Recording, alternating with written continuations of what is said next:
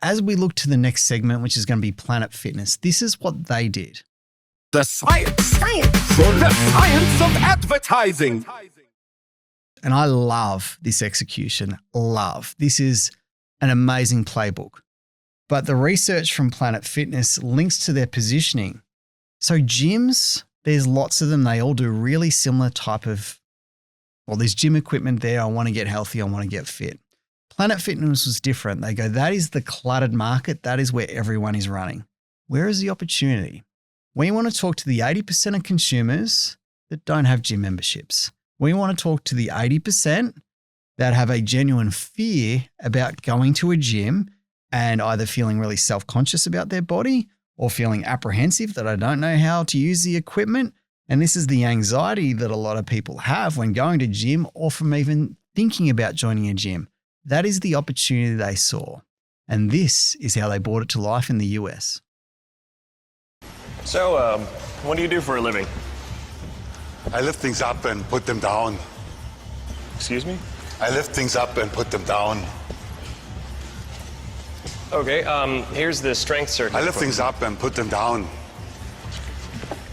Over here, I lift things up and put them down. and this is our stretching area. I lift things up. Cool. Hey, hottie. Looking hot. Me hot. You're hot. Your bod is so hot. Your bod? So hot. You guys want to grab something hot from somewhere totally hot? That sounds so hot. So hot. And that's why I don't like gyms. Well, we're not a gym. We're Planet Fitness. No gym intimidation, no lunks, just $10 a month. We're not a gym. We're Planet Fitness. Join Planet Fitness for just $10 down at the club or online. Offer ends January 31st. I just can't see myself at Planet Fitness. I mean, literally, there aren't enough mirrors. Because I need to be looking at me, looking at me, looking at me, looking at me, looking at me, looking at you. To see if you're looking at me. And that means you won't be seeing me there anytime soon. Good, because we're Planet Fitness. A place for everyone else. Planet Fitness, the judgment-free zone.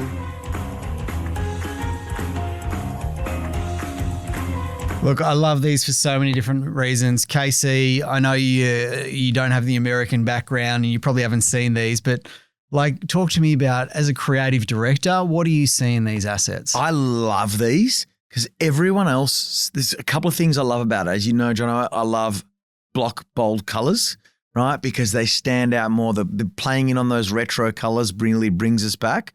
Whereas what everyone else is doing in the space is saying, this is who we are. Mm. They are very clearly saying, this is what we're not. And that's why we're for you. I reckon they're sensational. Every one of them. Personally, I love the Arnie interpretation. I lift things up. It's the accent that really gets it for me. I love them. It just quickly grabs you. You're like, what is this about? It is so ridiculously stupid. It's got the kind of the clickbait, the engagement, the where's this going? It is comic. Straight away, I know it is comical before I 100% know what it's about, but you get to it really quickly. Yeah. And then you come in with that offer. It clearly tells you who my customer is by showing you. It's a show me, don't tell me. Yeah. And then it gives me an incredible offer. Now, I'm sure it might be a bit, that's $10 US, so it's probably a different price here. But either way, it really tells you this is the gym, this is the type, the order of the customer. It is not for the gym junkie. It does not have to have the latest techno gym equipment in there. It is for you if you think you want to just do something so that you make yourself feel good that you're going to the gym. That's who their customer is, from what I can see. This is one of the best branded retail playbooks that you could ever see. They knew who their customer was. They shaped the asset, but comparator, this is who we are and this is who we're not. And these are the type of people that aren't welcome at our gyms. Yeah. You name a gym that says, I don't want these people as members. They've drawn a line in the sand. But the one thing I love about the execution, and the execution is critical. The idea is great. But the execution, they've made them into, I'll call them like likable villains. Yeah. They're caricatures. They're actually so exaggerated. That's where the humor sits and the entertainment sits, rather than making them out to be a real villain that you just don't like. You like all of these characters because they're so exaggerated in a playful way. The scripts, there's actually few words in these scripts. There's not much in there. You get what's going on. They're not complicated, but it sets up this contrast, which I love. I love contrast. And they've nailed brand and retail really clearly, simple proposition. We spoke about this on a couple of episodes ago on the characters and animation that a lot of brands have tried to go into by bringing in 3D or cartoon characters, right? I'm a firm believer that what we found is people believe people. Here you really clearly believe that. They could have put a character in. They could have made someone that looks like, what was that, Popeye kind of 3D character in there as a Jim. They didn't. They actually chose real people. Yeah. You can relate to that so much quicker, so much better. And they weren't offensive to them, but they've dialed into the humor. I'd say they and that's just 3 of them there, and I've seen plenty more of them because they've been running this structure for a while. They have nailed the execution on every one of them. But similar with King, they've run this playbook for like 20 years. They've recently changed in the US, but they also, if you look at their distinctive brand assets, $10 became one of them because they were so consistent with their $10 a month. Forever, you just knew. And the comparator, if I go to a gym and they're trying to sell me on a $40 a month program or a $20 a week, it's like, shit, I could go to Planet Fitness for 10. Like, why would I sign up to $10 a week when I can do $10 a month? So the comparator is not only Gym A, and this is who we are, it's price. And they've owned that low price position that sits mass and your non-gym hardcore user. So like everything about it is seamless. And for your person that goes once a week or a couple of times a month, that's not your, 3, 4, 5 times a week gym person, they clearly make it approachable and acceptable to you. And more importantly, as you said around King, I would say Nick Scarley as well, these brands are consistent. Like going to the gym, if you're not consistent, you're not going to get the results. Adriatic is not consistent. No, but you barely see them or hear them these days either. Like, so they've kind of become quite invisible. But this is also, how do you make your media dollars work really hard? Like that ad for Planet Fitness, I'll have one exposure of that. I'd argue that works 10, if not 20 times harder than virtually most ads out there in market. So I don't need as much media weight behind it because my ad hits so hard. Yeah. Spot on. And that's the key. One last thing with Planet Fitness. There's things that most people don't notice. You remember the character. And if you look at memory formation, character and sound always over index. So call it jingles, sonic branding, whatever you want to call it these days. So character, audio, over index, bar none. So you've got the hero, which is the likable villain, but you've also got the Planet Fitness guide or the Planet Fitness staff member that's consistently throughout. And that's really like your hero in the whole thing. And again, they're showing them the door. They're keeping you safe. So it actually appeals to a lot of subconscious and human needs within it. But the casting of it as well, if you look at who the potential new gym member is, they are typically a 30 to 55-year-old. Yep. And they are your suburban mum, your suburban dad. They are not a big buff guy. So all the subtle subconscious cues throughout the assets. Ticks every box. It does. Ticks every box. KC, final thoughts for today. We've unpacked Westpac. We've had 2 furniture retailers go head to head. One, in our view, is clearly winning. And if we were to show some numbers on Google Trends or anything like that, I think it should reinforce it, which if we've got the opportunity, we can pull those up. And the third, we've got Planet Fitness, which has just entered Australia and it seems to be taking the market by storm. What's your final takeaway? What's your summary?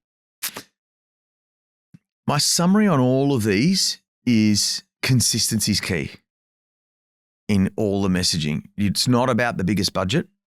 It is not about how clever you can be, how creative you can be. It is about consistency is key here. Why is consistency key? Because consistency needs to cement your position in the market. Where is your perception of the perception of value and where are you at a price point, right? As long as people can make that connection, doesn't matter whether you're Rolls Royce or BYD cars, whether you're Planet Fitness or whether you're Fitness First, right? That brand perception and perception is reality, right?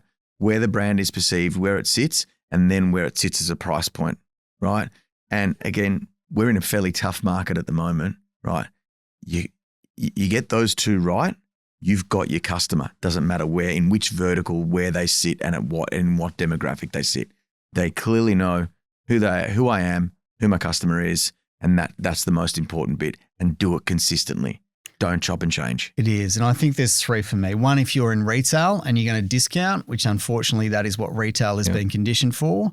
If you're going to be the high value, but at high discount like King, do a great job of positioning it like they did in their ad, but it's at a 50% discount, but it doesn't feel like a discount retailer. Did not at all. It didn't feel that Adriatic 30, 40, 50 was just cheap. It feels like you know what, Jono? On Adriatic, I'm speechless. You're speechless. Campaign. I see it just, I know you've got me here to come and talk about it, but it leaves me speechless really internally.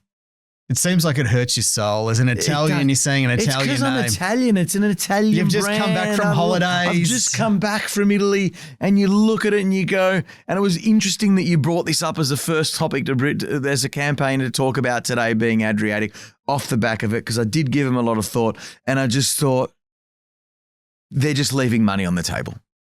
I think they're leaving money, but more so opportunity, but legacy. Right now, I think there's an opportunity for them to carry this on for another 50 years, but right now there's a misstep. They're not known. If I was to ask any of my peers if you were going to go buy a couch, where would it be, or furniture? Adriatic wouldn't be anywhere on the list. I think they've done a good job of what I'll call boomers now. Do you know, it's kind of, especially if you're looking at your Italian. Unless they change something rapidly now, Adriatic is a dying brand. Well, there's your headline, isn't it? Adriatic's a dying brand unless they change something now. So that's a big statement, KC. Other key takeaways from today, if I'm looking at branded retail, which is what it is, 2 things. You need to be able to position your brand against all other competitors and stand for something. Comparator is key. No one analyzes anything in Solus. It's always either in ad or format, but it's either in schema or perception of other brands in market. So branded retail, position your brand really well. If you are going to discount, either own a price like Planet Fitness has done, or position well, discount